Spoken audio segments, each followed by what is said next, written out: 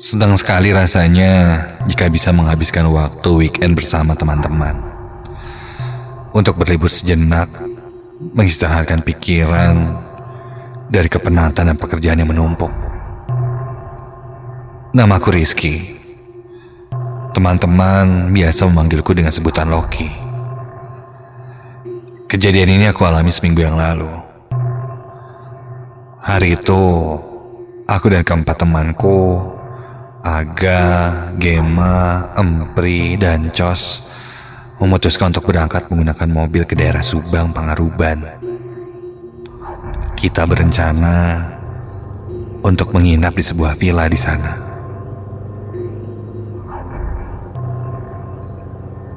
Bandung baru saja diguyur hujan yang sangat deras, membuat udara sangat dingin di luar sana. Kami memutuskan untuk berkumpul di rumahku sekitar jam 6 sore. Karena kami pikir kalau berangkat setelah maghrib mungkin tidak akan terjebak macet. Tapi nyatanya traffic saat itu lumayan padat. Mungkin karena weekend. Ya, mau bagaimana lagi? Kami pun harus menikmati kemacetan sepanjang perjalanan. Setelah kurang lebih 1 jam, akhirnya kami bisa melewati perjalanan macet itu. Dan jalanan pun mulai lancar. Di perjalanan, kami pun mengobrol dan bercanda tawa. Sampai tak terasa, kami sudah melewati persimpangan Pasar Lembang. Mobil pun melaju cukup kencang. Namun saat sudah berada di daerah hutan dan kebun teh, aku mulai merasakan sesuatu yang cukup aneh. Di sepanjang jalan itu,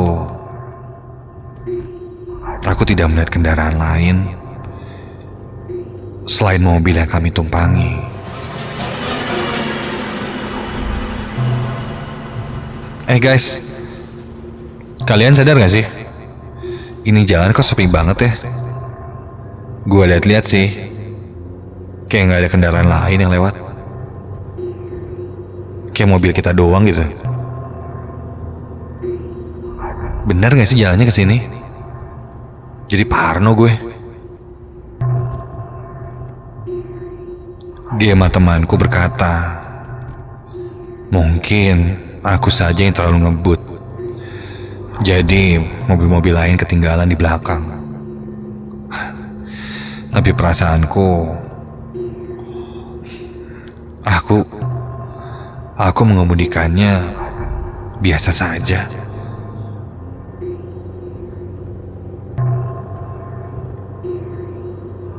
Perjalanan pun kami lanjutkan di jalan yang sepi itu. Sebelum sampai villa, aku berinisiatif untuk menepi dulu di dekat warung yang ada di pinggir jalan. Karena saat itu, tiba-tiba saja aku merasa ingin buang air kecil.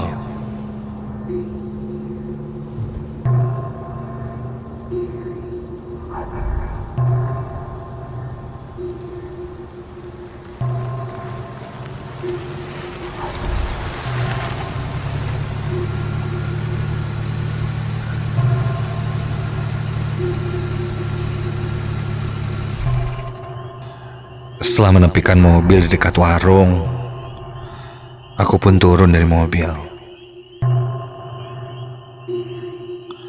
meninggalkan teman-temanku yang lain di dalamnya.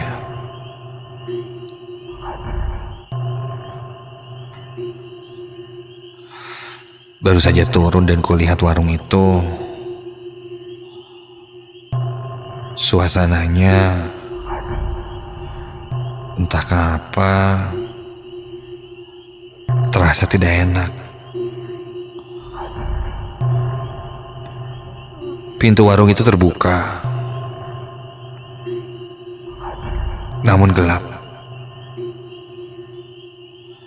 Begitu juga beberapa warung di sebelahnya.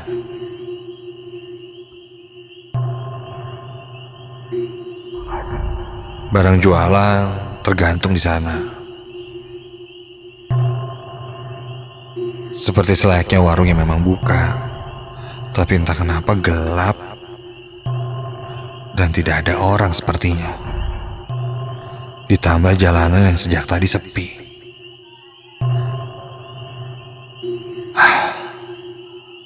Aku coba berpikir positif, mungkin sedang mati lampu pikirku.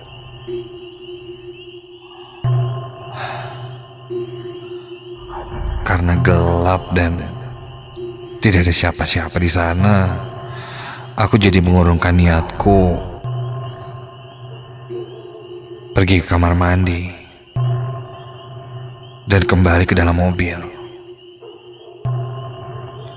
Temanku sempat bertanya, kenapa tidak jadi? Ku bilang saja, warungnya tutup karena memang gelap sekali. Aku pun harus menahannya.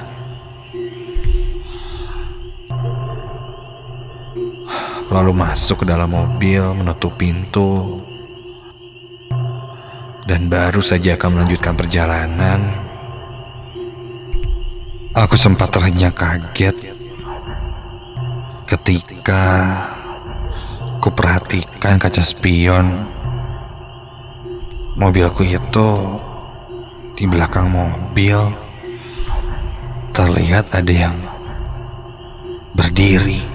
Ya, sekilas dari kaca spion mobil itu terlihat seorang perempuan berdiri memakai kain samping menutupi setengah mukanya. Sosok perempuan itu terlihat mulai berjalan mendekati mobil kami. Dan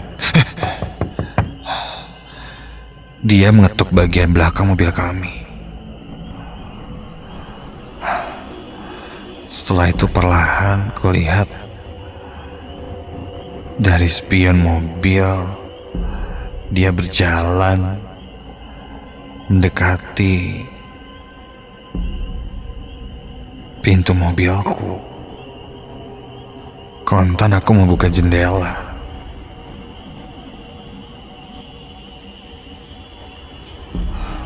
Kini terlihat dia sudah berada di depanku,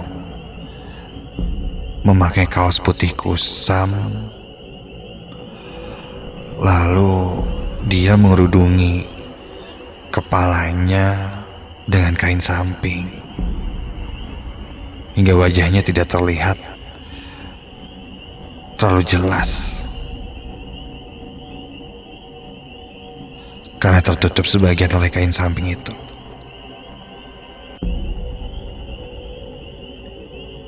Namun bibirnya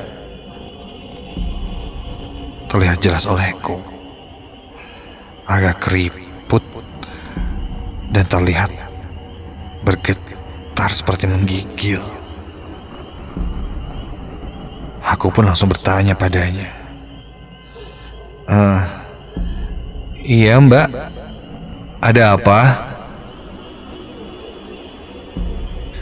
Tanpa banyak bergerak lagi dia berkata, ikut. Dia bilang ingin ikut. Aduh, maaf, ini mobilnya udah penuh mbak. Kayaknya gak bisa ikut deh. Ikut. Meskipun sudah kutolak, tetap saja perempuan itu bersikeras ingin ikut bersama kami. Kali ini tangannya memegang kaca mobil yang kubuka setengah itu, sambil berkata,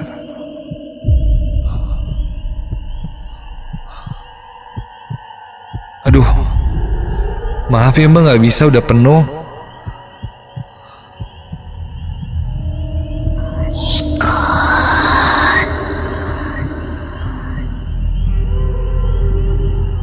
teman di belakangku pun terus mendesak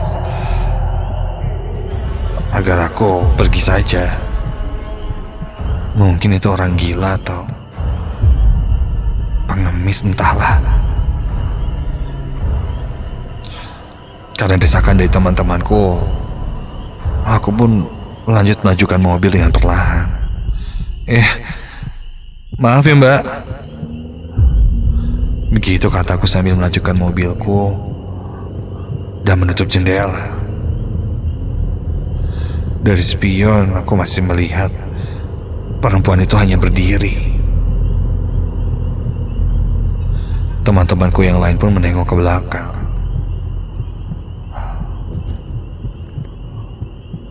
Bertanya-tanya siapa perempuan itu. Mobilku semakin lama semakin menjauh dari perempuan itu.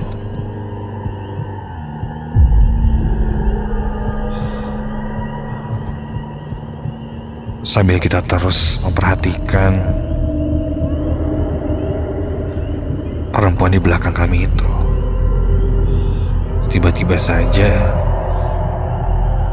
tangannya memegang kain samping itu. Dan dari ujung kepalanya, dia membuka kain samping itu yang menutupi wajahnya, dan seketika itu terurai rambut panjang berwarna hitam dari balik samping itu. Semakin terlihat jelas wajahnya yang berwarna putih pucat dengan mata yang membelalak melihat ke arah kami. Yang kupikir itu kaos, tapi ternyata kini seperti kain putih panjang. Dan sosok perempuan itu ternyata sosok kuntilanak. Kami semua yang berada di dalam mobil itu melihatnya. Sosok kuntilanak itu berdiri sambil tersenyum dan tertawa cekikikan. Aku langsung menancap gas mobilku dan menjauh sejauh-jauhnya dari sosok itu. Ketika suasana mobil kami sangat tidak karuan, tiba-tiba saja samar terdengar seperti suara cekikikan perempuan yang mengelilingi mobil kami. Jantungku berdegup semakin kencang. Suasana jalan itu semakin gelap dan sepertinya kita memasuki hutan.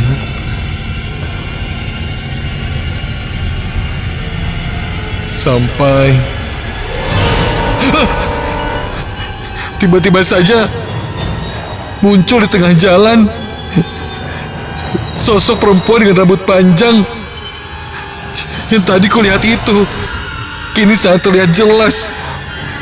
Wajah dan tangannya sangat keriput dengan jari yang panjang. Iya, ruas jarinya sangat panjang. Dan dia membelalak pada aku.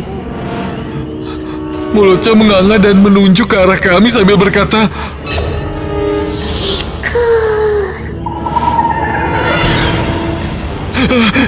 tanpa pikir panjang aku langsung gas mobilku hingga menembus sosok itu. Ketika itu angin dingin menyeruak di dalam mobil kami. Setelah aku menabrak sosok itu, aku rem mobilku dan mematikan setir mobil ke pinggir jalan. Dan ketika kulihat lagi, sosok itu sudah menghilang.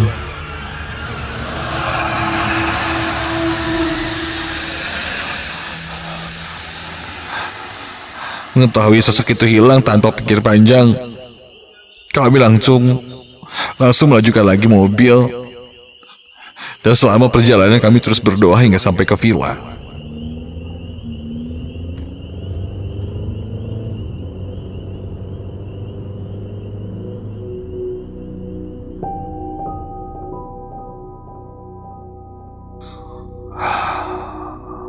Sampai di villa,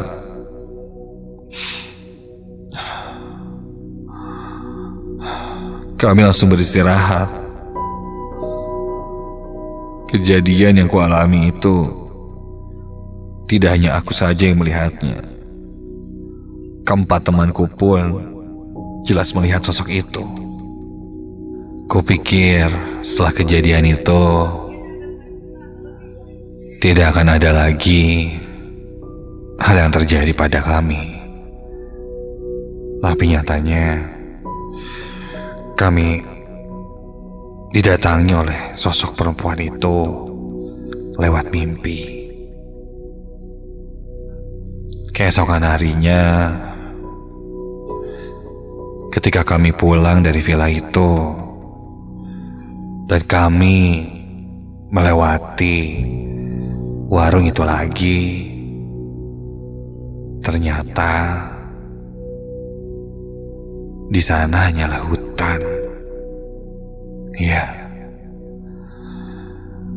hanya pohon-pohon saja dan sama sekali tidak pernah ada warung. Jelas sekali aku mengingatnya. Di jalan itu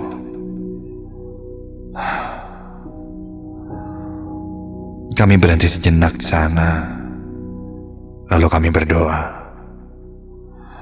dan meminta untuk sosok itu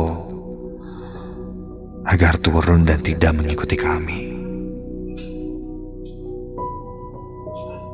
Untungnya setelah itu, sosok itu benar-benar tidak muncul lagi. Konon, sosok perempuan itu adalah salah satu korban pembunuhan ketika zaman penjajahan dulu, yang mayatnya dibuang ke sekitaran daerah hutan itu.